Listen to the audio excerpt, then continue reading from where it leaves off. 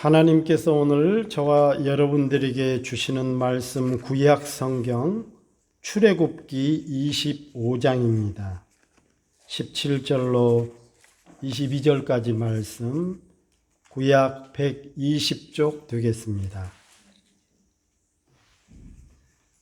출애굽기 25장 17절로 22절까지 말씀 우리 저와 여러분이 한 목소리로 다 같이 합독하도록 하겠습니다. 17절부터 22절까지 다 같이 시작. 순금으로 속죄소를 만들되 길이는 2규빗 반, 너비는 1규빗 반이 되게 하고 금으로 그룹 둘을 속죄소 두 끝에 쳐서 만들되 한 그룹은 이 끝에 또 한 그룹은 저 끝에 곧 속죄소 두 끝에 속죄소와 한 덩이로 연결할지며 그룹들은 그 날개를 높이 펴서 그 날개로 속죄소를 덮으며 그 얼굴을 서로 대하여 속죄소를 향하게 하고 속죄소를 궤 위에 얹고 내가 네게 줄 증거판을 궤 속에 넣으라. 거기서 내가 너와 만나고 속죄소 위 곧 증거궤 위에 있는 두 그룹 사이에서 내가 이스라엘 자손을 위하여 내게 명령할 모든 일을 내게 이르리라. 아멘. 오늘은 기도의 시리즈로 지금 이제 4번째인 것 같은데요. 기도의 방법에 대한 부분을 말씀을 드리도록 하겠습니다. 조금 기도가 독특한 방법을 소개를 하려고 합니다. 뭐 그렇게 독특한가? 목사님은 어떤 특별한 방법이 있으신가? 그래서 응답도 빨리 받으시나? 그런 노하우가 있으면 나도 이 설교를 통해서 한번 깨닫고 그 방법을 써봐야지. 그러실 수 있겠지만 이미 여러분이 아는 기도의 방법입니다. 그렇지만 조금 독특하게 들릴 거예요. 그래서 오늘 말씀을 통해서 살펴보려고 합니다. 기도는 예배를 이렇게 함축해서 딱 하나로 표현하면 기도입니다.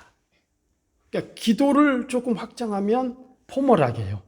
하나님 앞에 묵상으로 나가고 또 회개하고 그리고 찬송하고 말씀 그리고 또 이런 예배의 포멀한 모습이 바로 기도를 확장한 거라고 보시면 돼요. 그런데 이 예배를 확장하면 우리 믿음의 삶인 것입니다. 거꾸로 뒤집어서요. 우리 믿는 자들의 믿음을 하나님 앞에 포멀하게 정말 어떤 격식을 갖추고 표현하는 것이 있다면 바로 예배일 거예요. 예배죠. 그래서 하나님께서는 늘 내 앞에 나와서 제단을 쌓으라 그리고 예배하라 나와 만나자 이렇게 말씀하신 거고요. 그리고 그 예배에 많은 순서들이 있고 형식들이 있지만 그것을 하나로 딱 함축한다면 하나님과 나와의 1:1 관계에 있어서 하나님 제가 하나님 앞에 나왔습니다. 하나님 나를 받으소서. 하나님 말씀을 듣겠습니다. 하나님 그 말씀에 순종할 수 있는 힘을 주세요. 하나님 영광 받으세요 하면서 기도라 이 말입니다. 그러니까 기도는 제가 기도 시리즈 첫 번째에 믿는 자들에게 있어서는 어떤 초이스 즉 선택이 아니라 무조건 해야 되는 신앙의 모습입니다. 그래서 그걸 데살로니가전서 5장 18절에 이는 그리스도 예수 안에서 너희를 향하신 하나님의 뜻. 그래서 제가 조금 부연해서 표현했죠. 강력하신 의지다. 반드시 기도하게 만들겠다. 그렇게 말씀을 드렸어요. 기억하시죠? 제가 매주마다 이거는 말씀을 드린 내용이고 오늘 또 그 부분을 또 강조할 겁니다. 그래서 오늘 말씀을 보면 이 기도, 즉 기도는 하나님과 나와의 1:1 관계로 만나는 아주 깊이 있는 영적인 교제요, 교통의 시간이고 통로고요, 은혜의 자리입니다. 구약과 신약 성경에서 은혜의 장소, 은혜의 자리로 표현한 것 오늘 본문에 있는 말씀이 속죄소라는 표현을 여러분들이 읽으셨을 거예요. 근데 17절부터 22절까지 불과 몇 절 안 되지만 속죄소라는 표현이 17절에 속죄소 한 번 나오죠. 18절에 속죄소 한 번 나오죠. 19절에 속죄소 두 번 나오죠. 그리고 20절에 속죄소 두 번 나오죠. 21절에 속죄소 한 번 나오죠. 그리고 22절에 속죄소가 또 한 번 나오죠. 8번이 나옵니다. 5절을 통해서. 속죄소를 옛날 성경에서는 히브리서에서는 9장에 나오죠. 거기는 뭐로 표현하면 시은소 혹은 시은좌 이렇게 되어 있어요. 히브리어로 이 속죄소의 그 어원의 뜻을 살펴보면 덮다 혹은 용서하다, 화해하다 뭐 그런 뜻이 있습니다. 우리 한글 표현으로. 그래서 그것을 은혜의 보좌, 은혜의 자리 이렇게 되어 있습니다. 그렇기 때문에 우리가 하나님 앞에 기도할 수 있는 것은 그 은혜의 자리로 나간다 그런 뜻인 거예요. 아멘 하십시다. 우리가 기도할 수 있는 것이 얼마나 하나님 앞에 그 은혜를 받는 자리인지를 제 얘기가 아니에요. 이 말씀이에요. 지금 출애굽기는 이스라엘 백성들이 이제 살아가야 될 삶의 양식뿐만 아니라 모든 법규가 함축되어 있는 성경입니다. 그 중에서도 오늘 말씀은 그렇죠. 성막이 있다고 하면 성전이 있으면 그 뜰 안쪽에 또 성막이 있죠. 그 성전 안에 지성소와 성소로 나뉘어 있습니다. 그래서 그 지성소에 세 가지가 있죠. 하나는 금향로가 있어요. 지성소. 그러니까 휘장은 히브리서에 있는 말씀을 표현하면 예수님의 육체로 표현을 해놨거든요. 그래서 예수님께서 십자가에서 완전히 돌아가실 때 휘장이 위에서부터 아래로 완전히 찢어져서 갈라졌습니다. 육체가 완전히 찢어졌다 그런 표현이에요. 죄의 값으로 육체를 완전히 드렸다 그런 표현인데, 그런 것처럼 이 휘장을 넘어야, 예수 그리스도의 십자가의 은혜를 넘어야 그 은혜의 보좌로 들어갈 수 있습니다. 그 안에는 금향로가 있어요. 이 향로 불의 향이 꺼지지 않게 늘 관리를 해야 되거든요. 그리고 거기 안에는 오늘 말씀에도 보면은 있지만 법궤, 즉 조각목이죠. 조각목이 말 그대로 원목이 아니라 나무가 조각조각으로 되어 있는 그 조각목으로 법궤를 껴 맞춰서 만들어야 돼요. 그리고 다 가생이 겉테두리를 금으로 다 감쌌고요. 그래서 위에 뚜껑은 없습니다. 그 안에 세 가지가 들었죠. 아론의 쌍난 지팡이 있죠. 그리고 항아리로 되어 있지만 그 속에 만나가 들어있는 항아리가 들었죠. 십계명 두 돌판이 있었죠. 세 가지가 있습니다. 그런데 길이나 그 크기가 보면 오늘 말씀 17절에 보면 길이는 2규빗 반, 너비는 1규빗 반으로 순금으로 속죄소 판을 만들어라. 그걸 놓으면 딱 맞아요. 그러니까 사실은 어떻게 보면 덮는 거나 마찬가지죠. 그런데 그 덮는다는 표현을 하지 않고 그 위에 놓고, 그리고 법궤 위에 날개를 가진 천사 모양으로 두 그룹이 법궤를 이게 법궤 다음에 이쪽에 하나 저쪽에서 또 하나 이렇게 감싸고 있는 거죠. 그래서 그 속죄소판이 보이지 않게 덮었습니다. 속죄소판이. 그리고 속죄소판 아래에는 또 뭐가 있어요? 아까 말씀드린 대로 세 가지가 있는 거예요. 그리고 그 향로에서는 항상 그 향이 꺼지지 않게 향연은 뭡니까? 향기의 연기입니다. 뿌연하게 해서 법궤라든지 이런 것들이 보이지 않게 해라. 이렇게 표현을 해놨어요. 그럼 자세하게. 그런데 그 속죄소판, 이게 중요한데요. 왜 물론 거기 안에 있는 것들은 다 중요합니다.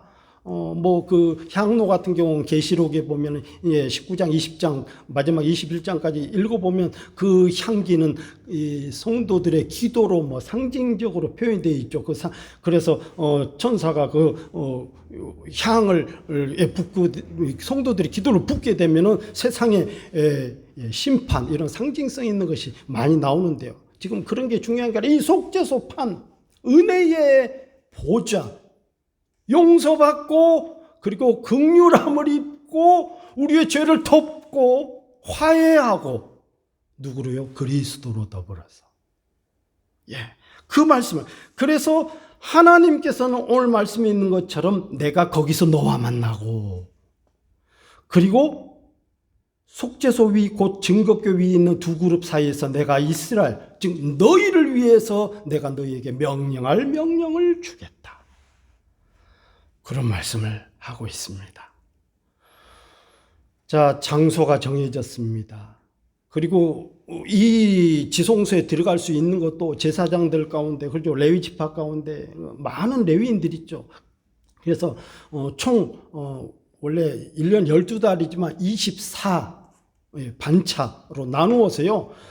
제비를 뽑아서 그 제사장 가운데 제비를 뽑아서 오직 그 제비에 뽑힌 사람들이 벌써 오래전부터 정결 의식을 행하고 성소를 지나서 그리고 지성소까지 들어갈 수 있어요. 그래서 향가루도 보충하고요. 꺼지지 않도록. 그리고 대속죄일 같은 경우는 1년에 딱 한 차례 8월 15일 그때는 대제사장이 그렇죠. 제사장이나 대제사장들은 들어갈 때 방울도 답니다. 우림과 둠빔 가슴에도 달고 방울수를 내면서 제가 왔습니다. 딸랑딸랑 소리. 그 끈도 달아요. 너희들은 거룩하지 않고 하나님은 거룩하기 때문에 혹시 너희들이 죄로 인하여 죽을까 봐 끈도 달고 갑니다. 그렇게 들어가서 1년에 한 차례 만나고요.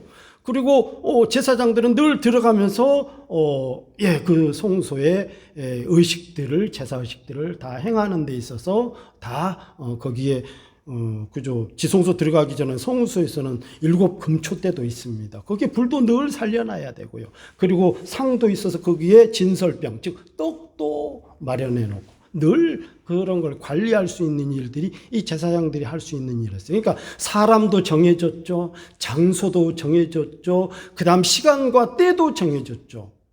그 당시에는 하나님과 이스라엘의 어떤 사람도 1대1로 이렇게 마주쳐서 기도하거나 혹은 예배하거나 할 수가 없었습니다.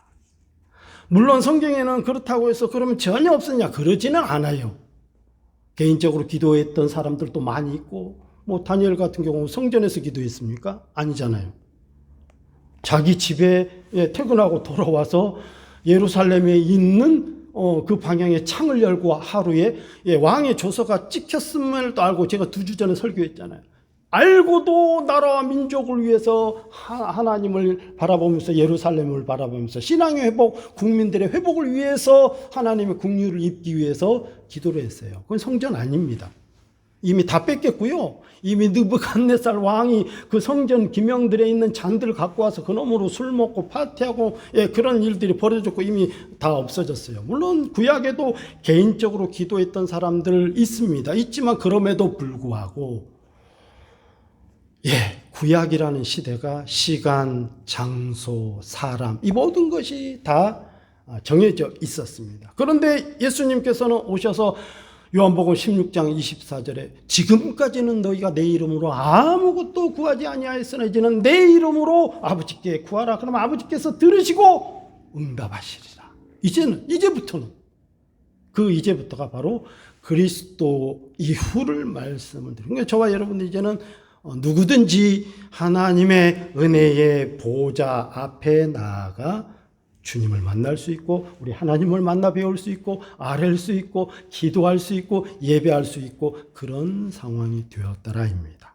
그래서 오늘 제가 이제 기도의 방법에 대한 말씀을 드리려고 하는데 기도라는 것은 좀 여러분들의 생각과 발상에 좀 전환이 필요한데요.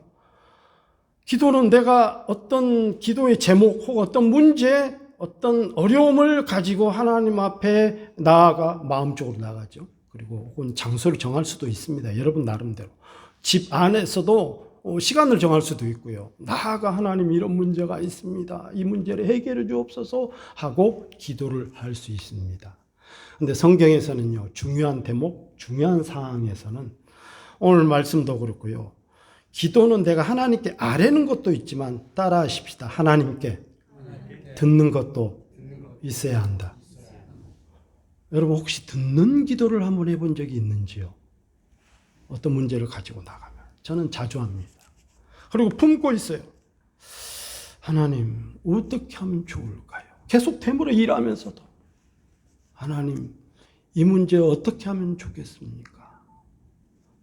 물론 우리가 이렇게 얘기하면 하나님께서 말씀을 야 강병화 목사야 이런 걸 떠나세요. 물론 그렇게 응답할 때도 있어요. 정말 그게 내게도 주실 수도 있고 뭐 내 딸을 통해서도 주실 수도 있고 혹은 우리 교회 집사님과 대화를 통해서 밥 먹다가 대화를 통해서도 들릴 수도 있는데 이제 그런 걸 떠나서 그걸 품고 하나님 앞에 기다리고 간절히 구하고 바라고 있으면 어느 순간에 깨달아지는 것들이 있더라고요. 응답이에요. 어느 순간에 지혜가 발휘되는 것들이 있더라고요. 어느 순간에 보면 문제가 자동적으로 해결이 되는 게 보이는 것들이 있더라고요. 예. 성경에도 보면 다니엘도 21일이 걸렸습니다. 응답이 오기까지. 왜? 방해를 했다고 그랬잖아요. 영적 방해가 있어서 내가 나아가고 싶었으나 못 나아갔다.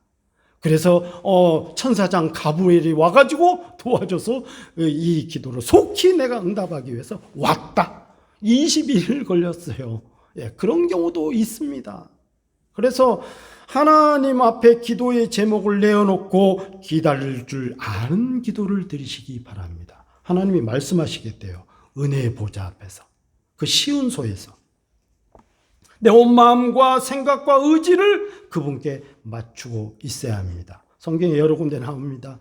사무엘 3장에 보면 사무엘이 하나님의 성전에서 누워있을 때 1절에 보면 아이 사무엘이 엘리 앞에서 여호와를 섬길 때에는 여호와의 말씀이 희귀하여 이상이 흔히 보이지 않았더라. 엘리의 눈이 점점 어두워가서 잘 보지 못하는 그때에 그가 자기 처소에 누웠고 엘리는요 그렇고요. 3절에 보면 하나님의 등불은 아직 꺼지지 아니하였으며 이 하나님의 등불은 성소에 있는 걸 말하는 겁니다. 등불은 성전 안에 있는 꺼지지 그러니까 7초 때에 그 기름이 꺼지지 않도록 늘 이 감람류를 집어넣었어야 돼요. 그 누가 하냐면 제사장들이 하는 겁니다. 그럼 사무엘은 어떤 사람이냐? 한나가 아이를 못 가질 때 하나님 앞에 작정으로 기도하고 생명을 거는 기도를 해서 얻었어요. 뭐냐? 맹세를 했죠. 언약을. 나에게 하나님 생명을 주시면 이 아이를 하나님께 드리겠습니다. 그래서 제사장의 길, 레위인의 길을 걸어가도록 성전으로 바친 거예요. 그래서 엘리 제사장을 통해서 이 아이가 자라나게 됩니다. 어디서요? 성전에서요. 그래서 이 사무엘은 하나님의 궤에 있는 궤가 뭡니까? 법궤 말하는 거잖아요. 궤에 있는 여호와의 전 안에 누웠더니 이 거룩한 장소에 누웠더니 여호와께서 사무엘을 부르시는지라. 뭐 했겠습니까? 늘 기도하는 마음으로 누웠겠죠. 잠을 자도 그렇고요. 사무엘아 사무엘아 다 달려나갑니다. 엘리한테. 혹시 저를 부르셨습니까? 아니, 이 엘리는 눈도 어두웠고 잘 보지 못하고 그래서 자기 처소에 누웠다 그랬는데 사무엘은 여호와의 등불이 있고 궤가 있는 그 성소에 들어가서 누워 있었어요. 아니 내가 안 불렀어. 다 누울 때 또 사무엘아 사무엘. 하나님 앞에 내 마음과 생각과 그렇죠. 이 어렸을 때 그때만 해도 나이가 어릴 때니까 어릴 때만 해도 엄마가 얼마나 보고 싶었겠습니까?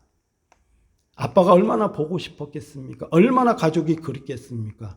아무리 구약의 시절이라도 사람은 다 똑같거든요. 어려서부터 그것도 아주 어릴 때부터 아이를 성전으로 보내놨으니 얼마나 하나님을 의지할 수밖에 없는 시내산에서 모세도 하나님께 받았습니다. 말씀을. 다니엘도 하나님 앞에 늘 3번을 정해놓고 늘 기도하면서 그 말씀을 또 사모하면서 바라고 여러분 기도의 장소 중요합니다. 환경 중요합니다. 때로는 무화과 나무 아래가 될 수도 있습니다. 여러분의 무화과 나무는 어디입니까? 혹은 예루살렘 성전이 보이는, 저는 그랬어요. 성경을 읽다 보니까 그때는 신학에 어떤 기초 지식도 없고 무조건 성경을 막 성경 읽고 기도하고 성전에 있으면 막 너무 좋았거든요. 이렇게 직장 생활하다가 고등학교 졸업하고 성전을 가면 늘 하나님이 계신 줄 알고, 끝나면, 직장이 끝나면 성전을 들려서 기도하고 또 집에 가고, 또 출근하면 거기 들렸다가 기도하고 또 가고, 그리고 틈만 나면 거기 가서 잠을 자고, 늘 하나님 앞에 누워서 잠잘 때가 많았어요. 그 교회 의자, 그것도 맨 앞자리에 앉아서. 2년은 그렇게 했던 것 같아요. 신학하기 전에. 하나님이 너는 보니까 성전에서 살아야 할 놈인가 보다 하고 저를 목사로 부르신 것 같아요. 물론 그 전에 부르셨겠죠. 내가 몰라서 그랬던 거지. 구약 성경뿐만 아니라 신약에서도 감람산에서 예수님이 기도하셨고 많은 신앙의 위인들이 기도했습니다. 성전 안에서 기도했습니다. 삶의 환경 중에서, 그리고 전쟁 통해서, 혹은 일하는 중에 잠잘 자리든 깰 때든지 쉬지 말고 기도하라. without ceasing, 즉 멈춤 없이 항상 내 생각과 마음이 그 기도에 대해서 들을 수 있고, 들으려고 하고, 보려고 하고, 기다리고, 하나님의 사인이 무엇인지. 여러분, 기도는 뭡니까? 하나님의 은혜를 입기 위해서 나아가는 것 아닙니까? 그러니까 나는 그걸 몰랐을 때는, 성경을 잘 몰랐을 때는 막 기도만 했어요. 하나님이 그거 돌이켜보면 하나님이 응답하시려다가 틈을 못 얻으신 거 아닐까? 내가 응답을 좀 하려고 했는데 하나님 오늘 또 계속 감사봐, 내가 응답하려고 했는데 응답할 틈을 못 얻. 물론 이건 제가 인간적으로 재밌자고 지금 표현한 것입니다. 이해되십니까? 그럼에도 불구하고 내가 하나님 앞에 그 문제를 가지고 묵상하며 기다릴 수 있는 믿음이 있어야 합니다. 아멘입니다. 그렇죠. 우리가 자녀를 키우거나 혹은 학교 선생님이 되어서 어떤 제자들이 괜찮은 제자들이고 자녀입니까? 잘 들을 줄 아는. 직장에서도 그렇잖아요. 이 친구는 참 내 말을 잘 듣는구나. 내 말 할만 하는 사람이 있어요. 내 주장만 하는 사람이 있어요. 그런 사람은 내가 원하는데 내 의도대로 잘 안 가는데, 이러면 안 된다 이거죠. 하나님이 나에게 원하시는 것을 나는 다 모르잖아요. 그래서 지혜를 구하는 거잖아요. 내가 지혜가 있으면 왜 구해요? 그 지혜 사용하면 되지. 없으니까 지혜를 구하는 거 아니겠습니까? 하나님, 지혜를 주세요. 이 문제를 은혜롭게, 이 문제를 정말 평화롭게, 이 문제를 어떤 좋은, 하나님께 영광 돌리는 결과로 나아갈 수 있도록 하나님 은혜를 주세요 하고 기다릴 수 있어야 된다. 혹은 하나님 앞에 내가 직장을 구합니까? 혹은 장래 어떤 꿈과 비전을 구합니까? 하나님 앞에 그 문제를 품고 기도하다 보면 이런 것도 괜찮을 수 있겠구나. 누가 하냐 이게요. 기도할 때는 시간, 분량을 정하는 것도 중요하지만 때로는 밤이 맞도록 성령의 인도하심을 따라 기도할 수도 있어야 합니다. 밤새 기다릴 수도 있어야 돼요.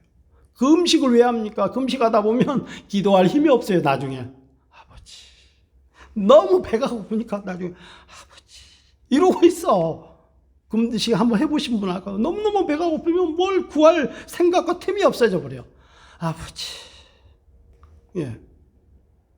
이제 배고픈 단계 지나가면 또 다른 단계가 있거든요. 그런 단계로 가면 정말 진짜로 9일에서 10일 정도 넘어가니까 진짜 내 영혼이 맑아지는 게 느껴져요. 진짜로. 묘하게.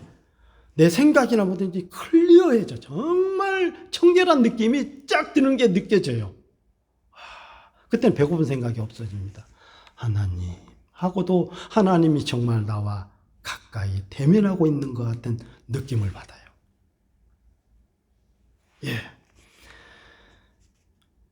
데살로니가전서 5장 16절에서 18절 제가 말씀드려요.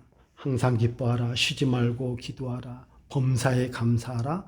이는 그리스도 예수 안에서 우리를 향하신 하나님의 뜻이니라 하고, 그 다음 9절 19절이 성령을 소멸하지 말며. 성령을 소멸하지 말라는 말씀을 왜 하셨을까요? 늘 성령의 인도를 따라 기도하고 감사하고 기뻐할 수 있어야 한다, 이 말이에요.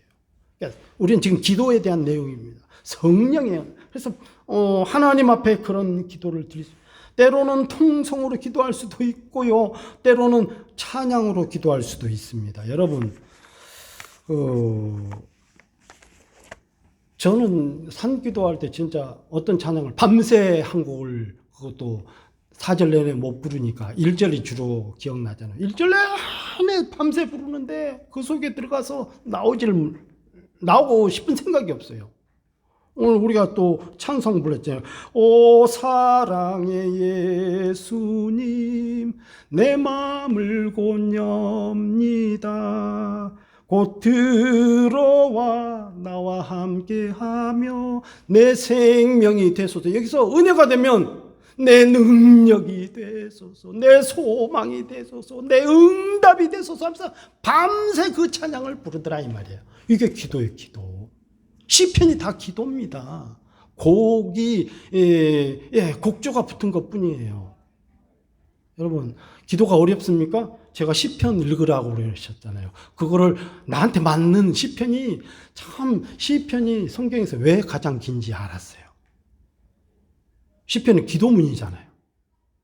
기도를 그대로 아름다운 노래로 이렇게 올려놓은 거거든요. 특히 다윗같이 위대한 신앙인이 어디 있습니까? 그런데 반대로요, 다윗같이 엄청난 죄인이 또 어딨냐, 이 말이에요. 자기의 충성된 우리야, 충성된 군대의 지도자였던 우리야, 그 전쟁터에 보내고 그 와이프를 겁탈하고요. 그 밧세바 알죠? 밧세바를 통해서 솔로몬 낳았잖아요. 근데 이 밧세바를 강간하고 이 사건도 있고, 그뿐만 아니라 이 범죄한 것들을 생각하면 여러분, 그런 것보다는 덜 범죄했잖아요. 그 충성된 일꾼인데, 우리가 위대한 왕이라죠. 엄청나게 죄인이면서도 엄청나게 하나님의 은혜를 맛본 이 다윗, 저와 여러분 같은 삶이거든요. 그러니까 시편의 3분의 2가 이 다윗의 기도문인데, 그 다양한 경우 우리 인생에 안 걸릴 기도문이 없다 이거예요. 읽어보세요. 다, 나는 처음부터 끝까지가 다 내 기도 같아. 어쩌면 아유 하나님, 왜 다 내 기도 같아요? 그 밤새 읽기도 하고 성전에서 불 켜놓고요, 그러면 밤중에 누가 오기도 하고 그러거든요. 불이 켜졌다고. 밤새 읽기도 하고 그걸로 회개하기도 하고 그걸로 보기도 하고요. 또 그 찬양을 가만히 있으면 그 찬양이 막 날아가는 것 같기도 하고요. 왜? 내가 지금 그 기도에 들어갔거든. 기도는 내가 주장만 하는 것이 아니더라요. 그 속에 들어가야 되고 기다릴 수 있어야 되고 하나님과 나와의 깊은 교제가 일어나야 진짜 기도가 되더라 이거예요. 때로는 말씀 기도가 될 수도 있습니다. 때로는 금식 기도가 되고 작정 기도도 되고요. 여러 가지 종류의 기도가 있지만, 기도는 나의 모든 생각과 의지가 그 문제에 대해 하나님께 집중해서 머물러 있는 것, 거기에 머물러 있는 것이 아주 가장 중요한 부분입니다. 두 번째로는요, 제가 이제 첫 번째로는 기도는 들을 수도 있어야 된다, 기다릴 줄도 알아야 된다는 말씀을 드렸습니다. 두 번째로는 기도할 때 눈물로 통곡할 수 있어야 합니다. 이건 잘 아시죠? 내가 기도하면서 내가 요즘 생각을 해봐요. 하나님 앞에 기도하면서 울어본 지가 요즘 얼마나 됐을까? 그런 생각을 가져요. 제가 파주에서 목회를 개척하고 목회할 때 거의 한 7년 정도 목회하다 이제 이곳으로 왔거든요. 동네 주민들도 많이 반대하고, 그렇죠. 엄청난 핍박이 있었으니까 어마어마하게. 우리 아들 조만했을 때 막 그 사람들이 막 집어던지려고 막 제가 포크레인으로 다 파놨어요. 제가 포크레인 자격증도 있어가지고, 왜냐하면 교회 지으려고 다 준비해놨는데 산을 이렇게 길을 내려고 그저 토목공사를 하려고 포크레인으로 그저 한 7, 80m를 쭉 팠어요. 그리고 한 3m 돼요. 막 거기다 막 밀어서 집어 던지려고 우리 성도들이 붙잡고 막 핍박하는 사람이 많았었어요. 그때는 날마다 울었습니다. 설교하다 울고, 우리 이제 내가 대피기도 하다가 순서가 없으니까 우리 집사람이 대피기도 하고, 그때는 성도도 별로 없었으니까 우리 딸이 그때 초등학교 4학년, 5학년 그때 6학년 때, 예. 그때 대피기도 다 시켰어요. 훈련 다 시켜 공부시켜가지고. 오늘 여러분 기도 들어보셨잖아요. 다 기도가 딱 잡혀 있어요. 아마 그 기도 교육을 들어봐야 이게 잡혀 있는지 알 수 있어요. 날마다 기도해. 우리 집사람 기도하다 울고, 예, 설교하다가 울고, 예, 집회도 하루에 3번씩 했어요. 그 좁은 컨테이너가 교회가 돼버렸죠. 3m, 6m가 좁아가지고 거기가 날마다 우는 연속이었고, 하나님 앞에 은혜를 간절히 바라는 연속인데, 요즘 나를 돌아보면 하나님 앞에 기도하면서 눈물로 통곡한 나의 기도가 지금 몇 번이나 있었을까. 예, 그때는 하루 안에서 가득했어요. 삶이 그 자체가. 그것도 모자라서 막 단식을 하고 금식도 했으니까 그것도 모자라서 날마다 때마다 새벽 기도했지, 오전 생활 예배했지, 저녁 집회했지. 늘 그랬으니까요. 하나님 앞에 기도할 때에 여러분의 첫 번째로 감정이 하나님 앞에 달할 수 있는지. 왜요? 하나님 앞에 나아가면 그 자리가 어떤 자리입니까? 오늘 말씀에 근거해서 은혜의 자리잖아요. 용서받는 자리고, 내가 회개하는 자리고, 내가 하나님의 긍휼을 발견하는 자리잖아요. 그러니 하나님 앞에 기도할 때 하나님하고, 시편 51편 한번 보십시다. 성경을 안 찾으려고 했는데 찾아보십시다. 시편 51편.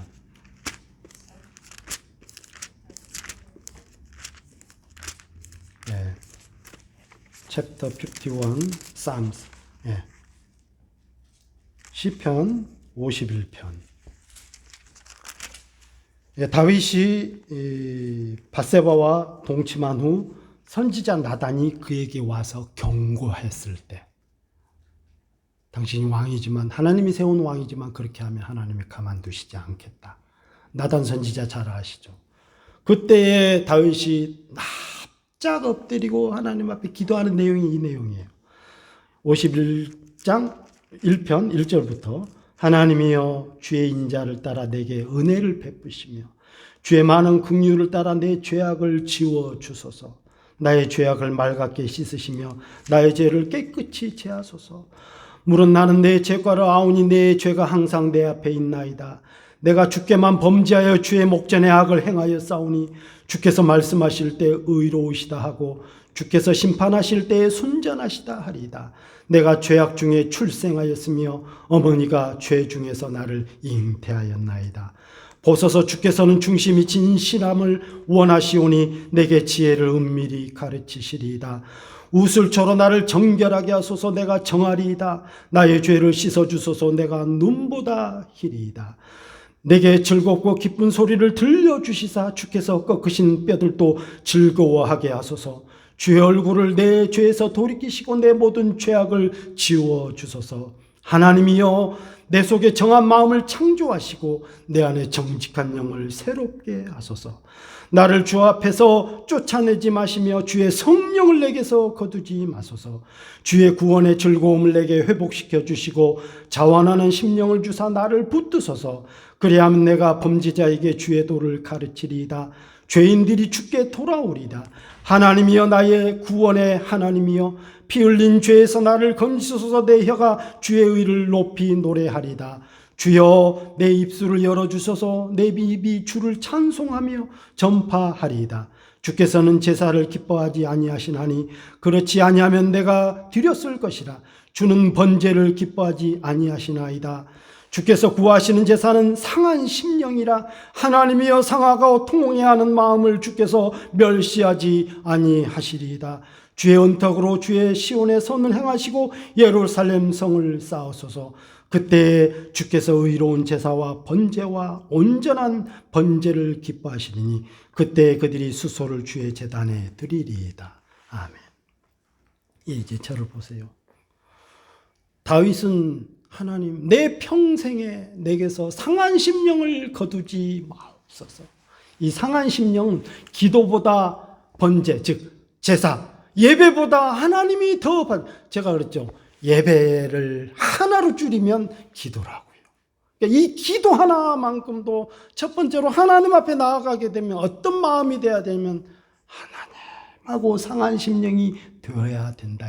이건 은혜로 되는 것입니다. 은혜를 구하십시오. 우리 하나님께서 은혜를 주신답니다. 아예 이 말씀이 있는데 이 말씀 위에 내가 속죄소로 덮었다. 이 말씀으로 나를 비추면 나는 다 죽어요. 너 이거 못했지, 너 저거 못했지, 너 이거 범죄했지, 여기서 벗어났지, 너 순종하지 않았지, 너 게을렀지, 여기에 다 걸려요. 그런데 이걸 덮었다 이 말이에요. 뭘로요? 하나님의 은혜로 덮었다. 그러니까 은혜의 자리지. 아버지, 내가 아버지 앞에 나왔습니다. 다 나단이 다윗에게 당신의 충성된 우리아의 아내를 범하는 것이 하나님 앞에 가당한 겁니까? 그러니까 납작 엎드리고 첫 번째로 구한 게 하나님의 긍휼입니다. 하나님 긍휼을 주옵소서. 나는 죄인입니다. 내가 어머니에게서도 태어남부터도 죄인입니다. 뼛속까지 죄인임을 고백하고 자백하고 또 은혜를 구하고. 기도는 그런 것이에요. 하나님 앞에 나아갔을 때 그 은혜 보좌, 하나님 그 긍휼을 베푸시는 그 자리에 있는 겁니다. 그렇기 때문에 우린 기도할 때에 회개의 마음이 일어나야 된다는 겁니다. 울 수 있어야 돼요. 아버지, 맞습니다. 아버지, 내가 그렇게 부족한 자입니다 하는 믿음. 이것은 하나님 앞에 납작 엎드려 부복하며 철저히 하나님을 인정하는 나의 신앙적 자세입니다. 그리고 오직 하나님을 의지하는 믿음인 것입니다. 기도할 때 눈물로 통곡한다는 것은 하나님 앞에 첫 번째로 죄인됨, 연약함, 나의 부족함을 그대로 드러내는 시간입니다. 두 번째로는 하나님의 은혜에 감격하고 감사를 발견하는 시간이 되는, 그래서도 눈물이 나는 거예요. 하나님께서 이런 이런 일을 맡겨주셨습니까? 나 같은 죄인인데 이 목회자 일을 하게 하십니까? 아버지. 그리고 기도할 때 하나님 앞에 눈물로 통곡할 수 있다는 것은 하나님의 말씀을 깨닫는 시간이 되는 것입니다. 제가 잘못했습니다. 맞습니다. 아버지의 말씀을 듣고 보니 그렇네요. 그리고 그 말씀을 묵상하는 시간이 되면 눈물이 날 수밖에 없는 거죠. 기도하는 시간. 여러분, 기도하면 예레미야를 빼놓을 수 없잖아요. 예레미야 33장 3절, 너는 내게 부르짖으라 외웠잖아요.